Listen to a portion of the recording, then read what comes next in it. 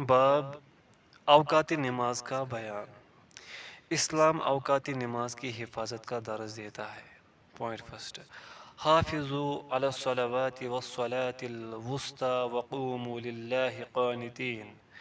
نمازوں کی حفاظت کرو، بالخصوص درمیانی نماز کی، اور اللہ تعالیٰ کے لیے باادب کھڑے رہا کرو۔ سورۃ البقرہ آیت نمبر 238۔ پوائنٹ سیکنڈ، ان الصلاۃ کانت علی المؤمنین کتابا موقوتا۔ یقیناً نماز مومنوں پر مقررہ وقتوں پر فرض ہے۔ سورۃ النساء آیت نمبر 103۔ حضرت ابو ذر رضی اللہ عنہ سے مروی ہے کہ رسول اللہ صلی اللہ علیہ وسلم نے ان سے فرمایا، اس وقت تمہارا کیا حال ہوگا جب تم پر ایسے امراء و حکام ہوں گے جو نماز کو فوت کر دیں گے یا نماز کو اس کے وقت سے تاخیر کر کے ادا کریں گے۔ حضرت ابو ذر رضی اللہ عنہ کہتے ہیں کہ میں نے کہا، آپ ہمیں کیا حکم دیتے ہیں؟ تو رسول اللہ صلی اللہ علیہ وسلم نے فرمایا، نماز کو اس کے وقت پر ادا کرنا۔ مسند احمد وغیرہ۔ حضرت ام فروہ رضی اللہ عنہا سے مروی ہے کہ نبی صلی اللہ علیہ وسلم سے دریافت کیا گیا کہ کون سا عمل افضل ہے، تو آپ صلی اللہ علیہ وسلم نے فرمایا، اول وقت میں نماز ادا کرنا۔ یہ روایت صحیح ہے، مشکات، ترمذی وغیرہ۔ ظہر کا ابتدائی وقت سورج ڈھلنے سے شروع ہوتا ہے۔ اوقات نماز سیکھنے کے لیے مندرجہ ذیل احادیث کافی ہے۔ پوائنٹ فرسٹ، حضرت عبداللہ بن عمر رضی اللہ عنہ سے مروی ہے کہ نبی صلی اللہ علیہ وسلم نے فرمایا، نماز ظہر کا وقت زوال آفتاب سے شروع ہوتا ہے اور نماز عصر کے وقت کے آغاز تک رہتا ہے، اور عصر کا وقت جب آدمی کا اصلی سایہ اس کے قد کے برابر ہو جائے تب شروع ہوتا ہے، اور نماز عصر کا آخری وقت سورج کی رنگت زرد ہو جانے تک رہتا ہے، اور نماز مغرب کا وقت غروب آفتاب کے ساتھ ہی شروع ہوتا ہے اور شفق کے غائب ہونے تک رہتا ہے، اور عشاء کی نماز کا وقت رات کے درمیانی نصف تک ہے، اور نماز فجر کا وقت صبح صادق کے آغاز سے شروع ہو کر طلوع شمس تک رہتا ہے۔ اور صحیح مسلم میں حضرت بریدہ رضی اللہ عنہ سے نماز عصر کے بارے میں مروی ہے کہ سورج سفید اور بالکل صاف حالت میں ہو، اور حضرت ابو موسیٰ رضی اللہ عنہ سے مروی ہے کہ آفتاب بلند ہو، اس وقت تک نماز عصر کا وقت رہتا ہے۔ صحیح مسلم۔ جس حدیث میں حضرت جبریل علیہ السلام کا نبی صلی اللہ علیہ وسلم کی امامت کرانا اور آپ صلی اللہ علیہ وسلم کو نمازوں کے اوقات سکھانا مذکور ہے، وہ حضرت ابن عباس، حضرت ابو ہریرہ، حضرت ابن عمر، حضرت انس، حضرت ابو مسعود، حضرت ابو سعید خدری اور حضرت عمر بن حزم رضی اللہ عنہم اجمعین سے مروی ہے، اور حافظ سیوطی رحمہ اللہ نے ان سب صحابہ سے روایت کی وجہ سے اسے متواتر احادیث میں شمار کیا ہے۔ حضرت ابن عباس رضی اللہ عنہما سے مروی ہے کہ رسول اللہ صلی اللہ علیہ وسلم نے فرمایا، بیت اللہ کے پاس حضرت جبرائیل علیہ السلام نے 2 دن میری امامت کرائی۔ انہوں نے مجھے ظہر کی نماز اس وقت پڑھائی جب سورج ڈھل گیا، اور عصر کی نماز اس وقت پڑھائی جب ہر چیز کا سایہ اس کے مثل ہو گیا، مغرب کی نماز اس وقت پڑھائی جب روزے دار روزہ افطار کرتا ہے، عشاء کی نماز سرخی غائب ہونے کے وقت پڑھائی، اور صبح کی نماز اس وقت پڑھائی جب روزے دار پر کھانا پینا حرام ہو جاتا ہے۔ جب دوسرا دن ہوا تو حضرت جبریل علیہ السلام نے مجھے ظہر کی نماز اس وقت پڑھائی جب ہر چیز کا سایہ اس کے مثل ہو گیا، عصر کی نماز اس وقت پڑھائی جب ہر چیز کا سایہ اس کے 2 مثل ہو گیا، مغرب کی نماز اس وقت پڑھائی جب روزے دار روزہ افطار کرتا ہے، نماز عشاء کی نماز رات کے تیسرے حصے کے اختتام پر ختم کی، اور مجھے فجر کی نماز نہایت روشنی میں پڑھائی۔ اس کے بعد حضرت جبریل علیہ السلام میری طرف متوجہ ہوئے اور کہا، اے محمد، یہ وقت آپ سے پہلے انبیاء کا ہے، اور نمازوں کے اوقات ان دونوں وقتوں کے درمیان ہیں۔ یہ روایت حسن ہے، ابو داود وغیرہ۔ موسم گرما میں نماز ظہر ذرا تاخیر سے ادا کرنا مستحب ہے۔ جمہور علماء کا یہی موقف ہے، جیسے کہ حضرت ابو ہریرہ رضی اللہ عنہ سے مروی ہے کہ رسول اللہ صلی اللہ علیہ وسلم نے فرمایا، جب گرمی کی شدت ہو تو ٹھنڈے وقت میں نماز پڑھو، یعنی ذرا ٹھنڈا وقت ہونے تک انتظار کر لو، کیونکہ گرمی کی شدت جہنم کی سانس کی لپیٹ سے پیدا ہوتی ہے۔ بخاری مسلم۔ علاوہ ازیں نماز ظہر کو کتنا مؤخر کیا جا سکتا ہے، اس کا کچھ اندازہ مندرجہ ذیل حدیث سے ہوتا ہے۔ حضرت ابن مسعود رضی اللہ عنہ سے مروی ہے کہ نبی صلی اللہ علیہ وسلم کی نماز ظہر کا اندازہ یہ ہوتا تھا کہ گرمیوں میں انسان کا سایہ 3 قدموں سے لے کر 5 قدموں تک کے مابین ہوتا تھا، اور موسم سرما میں 5 سے 7 قدموں تک کے مابین ہوتا تھا۔ یہ روایت صحیح ہے، ابو داؤد۔ ظہر کا یہ وقت زوال فجر کے علاوہ ہے۔ حضرت جابر رضی اللہ عنہ سے روایت ہے کہ رسول اللہ صلی اللہ علیہ وسلم نکلے اور آپ صلی اللہ علیہ وسلم نے سورج ڈالنے کے بعد نماز پڑھائی۔ زوال فجر تسمے کے برابر تھا۔ پھر آپ صلی اللہ علیہ وسلم نے نماز عصر پڑھائی، جس وقت زوال فجر کا سایہ تسمے اور آدمی کے سائے کے برابر تھا۔ یہ روایت صحیح ہے، نسائی۔ جمہور اسی کے قائل ہیں۔ ابو حنیفہ رحمہ اللہ فرماتے ہیں، ظہر کا آخری وقت وہ ہے جب ہر چیز کا سایہ اس کے 2 مثل ہو جائے۔ واضح رہے کہ امام ابو حنیفہ رحمہ اللہ کے اس رائے کو خود علماء احناف نے بھی قبول نہیں کیا، اور نہ ہی کسی مرفوع حدیث سے اس کا ثبوت ملتا ہے۔ راجہ جمہور کا موقف راجہ ہے، گزشتہ صحیح حدیث اس کا ثبوت ہے۔ حضرت جبریل علیہ السلام کی امامت والی حدیث میں ہے کہ آپ صلی اللہ علیہ وسلم نے فرمایا کہ حضرت جبریل علیہ السلام نے مجھے پہلے دن نماز عصر اس وقت پڑھائی جب ہر چیز کا سایہ اس کی مثل ہو گیا۔ یہ روایت صحیح ہے، ترمذی۔ حضرت عبداللہ بن عمر رضی اللہ عنہ سے مروی ہے کہ رسول اللہ صلی اللہ علیہ وسلم نے فرمایا، نماز ظہر کا وقت نماز عصر کے آغاز تک رہتا ہے۔ صحیح مسلم۔ اور یہ بات معروف ہے کہ ظہر کا وقت ہر چیز کا سایہ اس کی مثل ہو جانے تک ہی ہے۔ حضرت انس رضی اللہ عنہ سے مروی ہے کہ رسول اللہ صلی اللہ علیہ وسلم نے ہمیں نماز عصر پڑھائی تو بنو سلمہ قبیلے کا ایک آدمی آپ صلی اللہ علیہ وسلم کے پاس آیا اور اس نے کہا، اے اللہ کے رسول، ہم اونٹ نہر کرنا چاہتے ہیں اور ہماری خواہش ہے کہ آپ صلی اللہ علیہ وسلم بھی اس میں شرکت کریں۔ آپ صلی اللہ علیہ وسلم نے دعوت قبول فرمائی، پھر آپ صلی اللہ علیہ وسلم اور ہم چلے۔ آپ صلی اللہ علیہ وسلم نے اونٹ کو دیکھا کہ اس سے ابھی نہر نہیں کیا گیا، پھر اسے نہر کیا گیا، پھر کاٹا گیا، پھر اس سے کچھ پکایا گیا، پھر ہم نے اسے غروب آفتاب سے پہلے کھایا۔ صحیح مسلم۔ اگر عصر کا ابتدائی وقت 2 مثل سائے سے شروع ہوتا تو یقیناً یہ تمام کام تا وقت مغرب کر لینا ناممکن تھا۔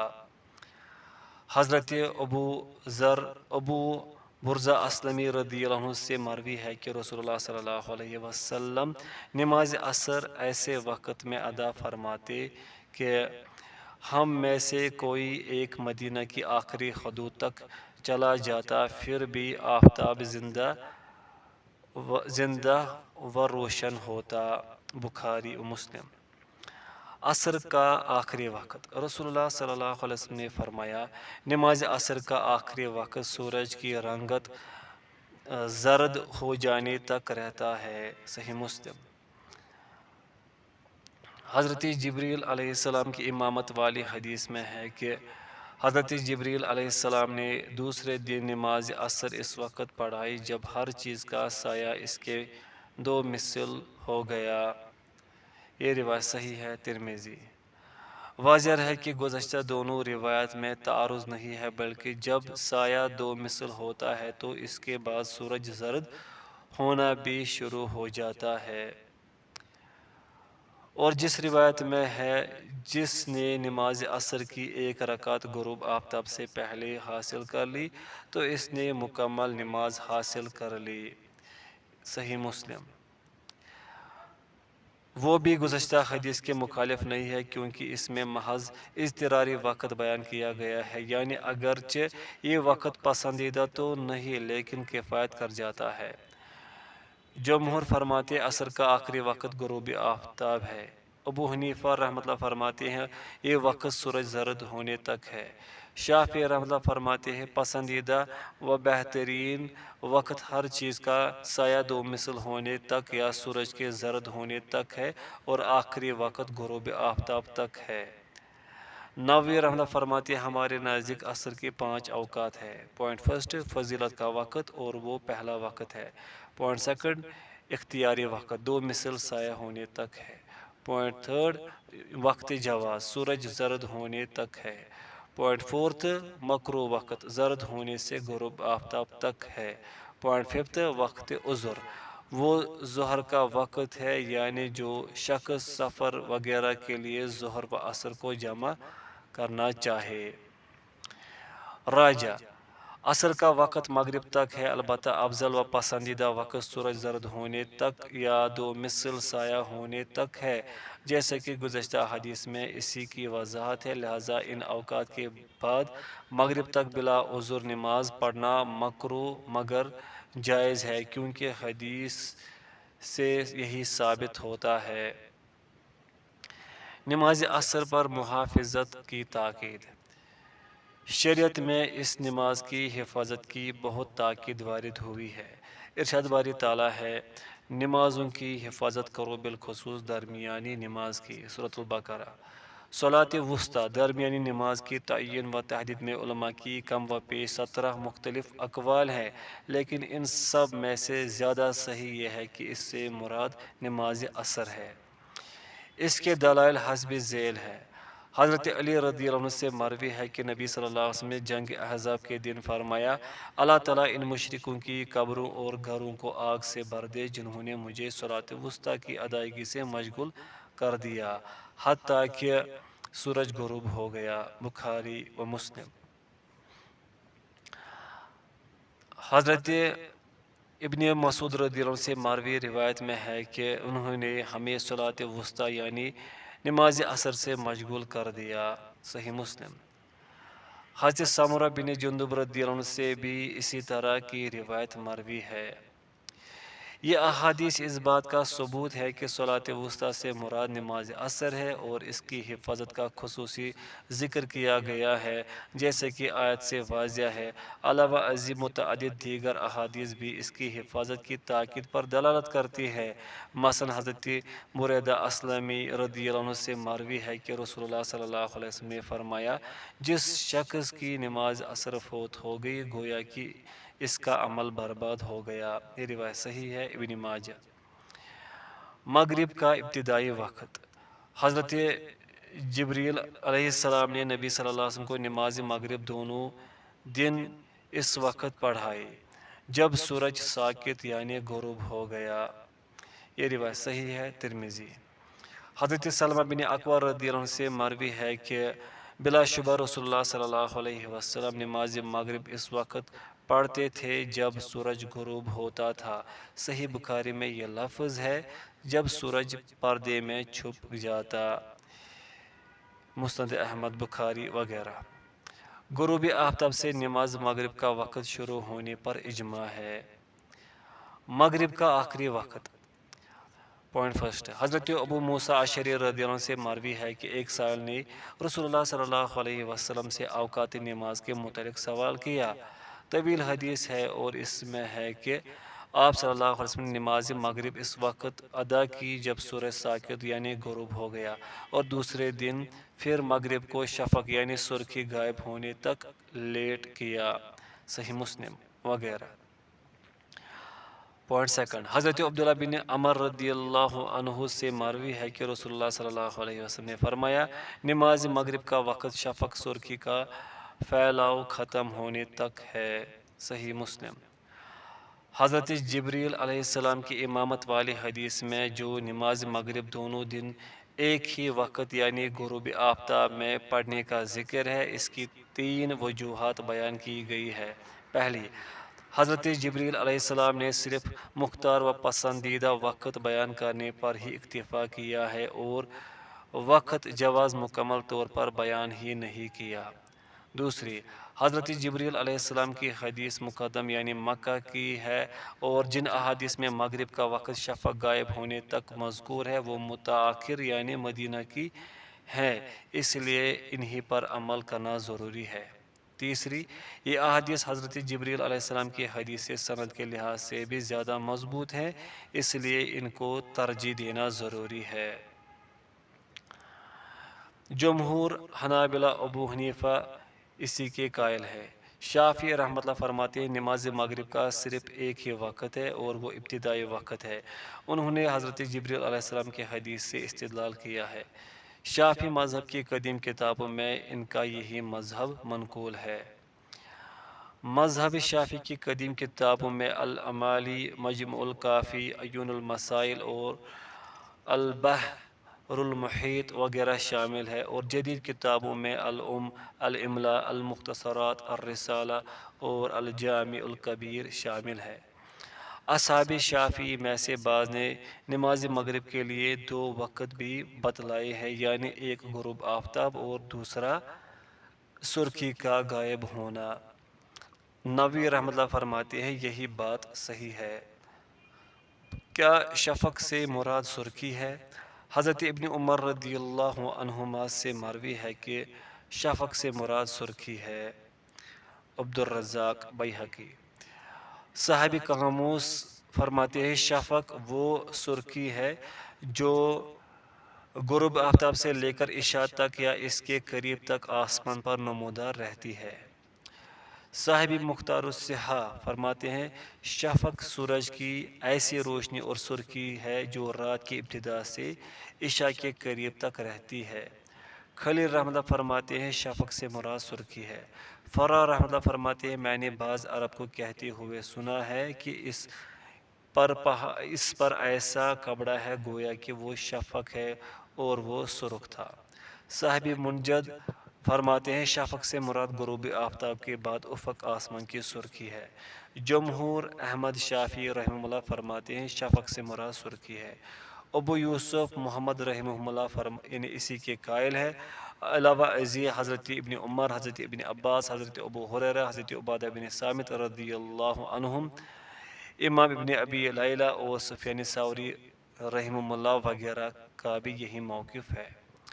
ابو حنیفہ رحمۃ اللہ شفق سے مراد فرماتے ہیں شفق سے مراد ایسی سفیدی ہے جو عموماً افق میں سرخی کے بعد بھی باقی رہتی ہے۔ ان کی دلیل حدیث لیکن وآخر وقت المغرب اذا اسود الشفق، لیکن یہ حدیث سندن ثابت نہیں ہے۔ احناف کے نزدیک اس مسئلہ میں صاحبین یعنی امام ابو یوسف اور امام محمد رحمہ اللہ کے قول پر ہی فتویٰ دیا جاتا ہے، اور ایک روایت میں یہ بھی بیان کیا گیا ہے کہ امام ابو حنیفہ رحمہ اللہ نے بعد میں اسی کی طرف رجوع کر لیا تھا۔ راجہ جمہور کا موقف راجہ ہے۔ نووی رحمہ اللہ فرماتے شفق سے مراد سرخی ہے۔ عبدالرحمن مبارک پوری رحمہ اللہ فرماتے شفق سرخی ہے۔ مولا علی قاری رحمہ اللہ فرماتے زیادہ مشہوری ہے کہ شفق سرخی ہے۔ امیر صنعانی فرماتے لغوی بحث کے لیے اہل لغت کی طرف رجوع کیا جائے، نیز حضرت ابن عمر رضی اللہ عنہما اہل لغت میں سے ہے، ان کی بات دلیل و حجت ہے خواہ موقوف ہی کیوں نہ ہو۔ صدیق حسن خان رحمہ اللہ فرماتے تمام لغت کی کتاب عرب اور ان کے بعد آنے والوں کے اشعار اسی کی وضاحت کرتے ہیں کہ شفق سے مراد سرخی ہے۔ اگر نماز مغرب کے وقت کھانا حاضر ہو جائے تو پہلے اطمینان سے کھانا تناول کرنا چاہیے، پھر نماز ادا کرنی چاہیے۔ حضرت انس رضی اللہ عنہ سے مروی ہے کہ نبی صلی اللہ علیہ وسلم نے فرمایا جب شام کا کھانا پیش کر دیا جائے تو تم نماز مغرب ادا کرنے سے پہلے اسے کھانا شروع کرو۔ بخاری و مسلم۔ حضرت ابن عمر رضی اللہ عنہما سے بھی اسی طرح کی روایت مروی ہے، اور صحیح بخاری اور سنن ابی داود وغیرہ میں یہ زائد الفاظ بھی موجود ہیں کہ حضرت ابن عمر رضی اللہ عنہما کے لیے کھانا رکھ دیا جاتا تھا اور ادھر نماز کھڑی ہو جاتی تو وہ نماز ادا نہیں کرتے تھے حتیٰ کہ کھانے سے فارغ ہو جاتے، حالانکہ وہ امام کی قرأت سن رہے ہوتے تھے۔ بخاری و مسلم۔ نماز مغرب سے پہلے 2 رکعتیں پڑھنا مسنون ہے۔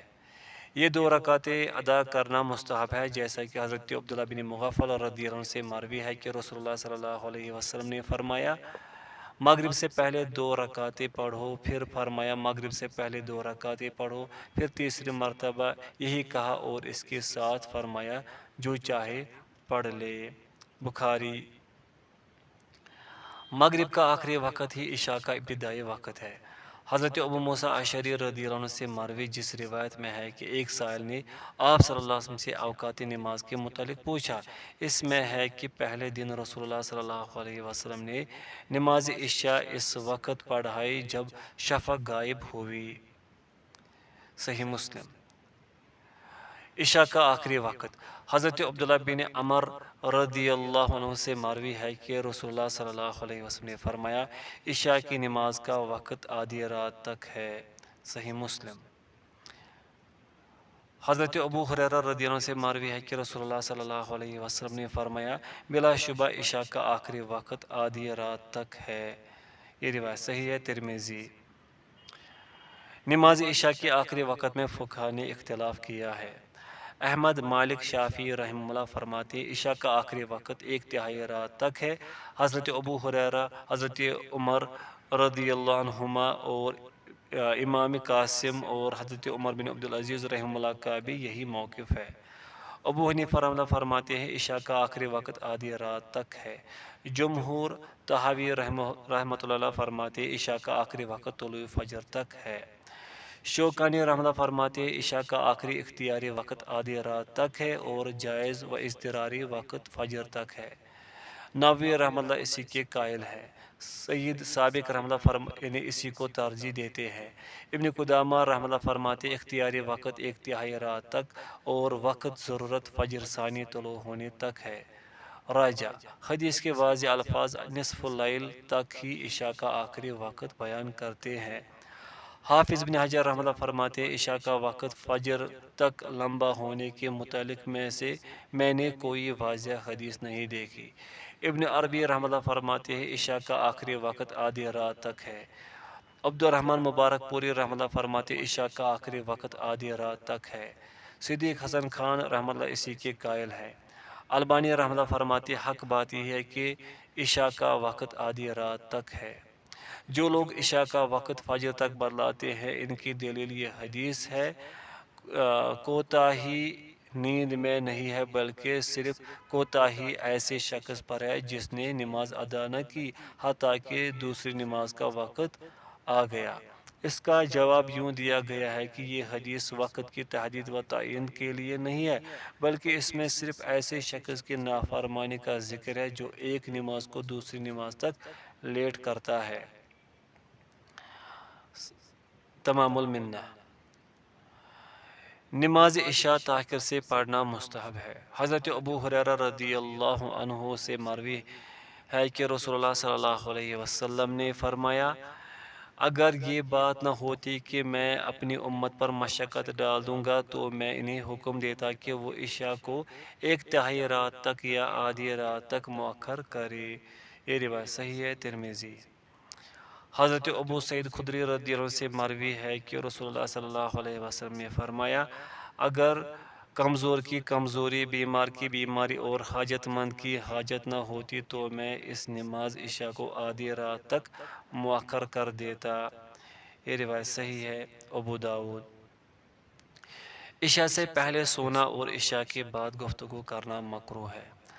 حضرت ابو برزہ اسلمی رضی اللہ عنہ سے مروی ہے کہ نبی صلی اللہ علیہ وسلم یعنی نماز عشاء سے پہلے نیند اور اس کے بعد باتیں کرنا ناپسند فرماتے تھے۔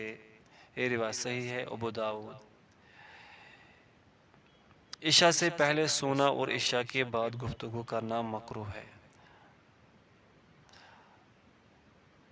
عفواً یہ حدیث گزر گئی۔ معلوم ہوا کہ عشاء سے پہلے سونے سے اور عشاء کے بعد فضول گپے ہانکنے سے اجتناب کرنا چاہیے۔ تاہم حضرت ابن عباس رضی اللہ عنہما سے مروی ایک روایت میں ہے کہ ایک رات میں حضرت میمونہ رضی اللہ عنہا کے گھر سویا اور رسول اللہ صلی اللہ علیہ وسلم بھی ان کے پاس تھے تاکہ میں دیکھوں کہ آپ صلی اللہ علیہ وسلم رات کی نماز کیسے ادا کرتے ہیں۔ حضرت ابن عباس رضی اللہ عنہما مزید فرماتے ہیں کہ کچھ دیر نبی صلی اللہ علیہ وسلم نے اپنی بیوی سے باتیں کی اور پھر سو گئے۔ ابو عوانہ، عبدالرزاق وغیرہ۔ علاوہ ازیں حضرت عمر رضی اللہ عنہ سے مروی ہے کہ نبی صلی اللہ علیہ وسلم حضرت ابوبکر رضی اللہ عنہ سے مسلمانوں کے معاملات کے بارے میں رات گئے تک گفتگو کرتے رہتے تھے۔ یہ روایت صحیح ہے، الصحیحہ۔ بظاہر یہ احادیث باہم متعارض نظر آتی ہے، یعنی پہلی حدیث میں ذکر ہے کہ آپ صلی اللہ علیہ وسلم عشاء کے بعد گفتگو ناپسند فرماتے تھے، اور بعد والی احادیث میں ہے کہ آپ صلی اللہ علیہ وسلم خود عشاء کے بعد گفتگو کیا کرتے تھے۔ تو ان احادیث کو یوں جمع کیا گیا ہے۔ نووی رحمۃ اللہ فرماتے علماء کا اتفاق ہے کہ عشاء کے بعد باتیں کرنا مکروہ ہے، لیکن ایسی باتیں کرنا جائز ہے جن میں خیر ہو، یعنی جو دعوت دین یا مسلمانوں کی فلاح و بہبود کے متعلق ہو۔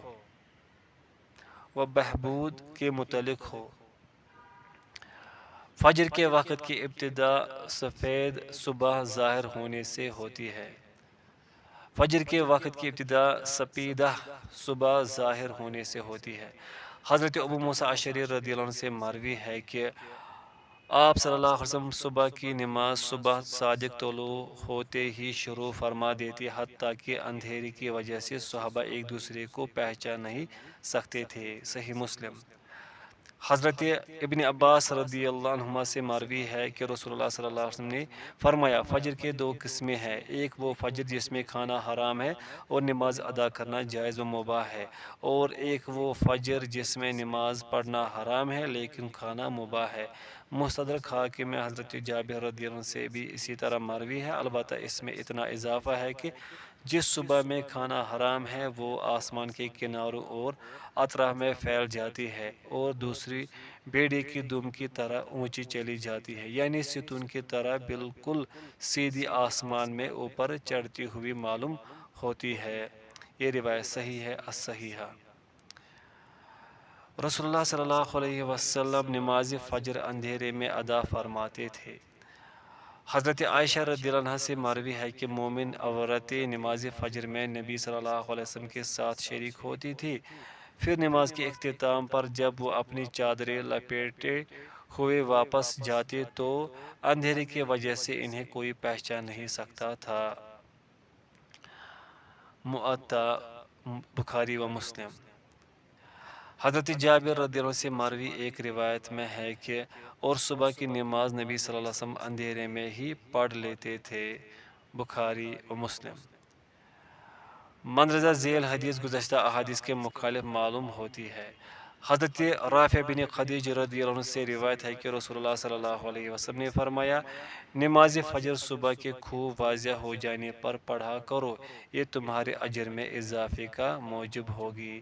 یہ روایت صحیح ہے، ابو داؤد۔ ان احادیث میں دو طرح سے تطبیق دی گئی ہے۔ ابن قیم طحاوی رحمہ اللہ فرماتے ہیں، نماز کا آغاز تاریکی میں کیا جائے اور قرات اتنی لمبی کی جائے کہ صبح خوب روشن ہو جائے۔ شافعی، احمد رحمہ اللہ، اسفروا یا اصبحوا کا معنی یہ ہے کہ فجر واضح ہونے میں کوئی شک نہ رہ جائے،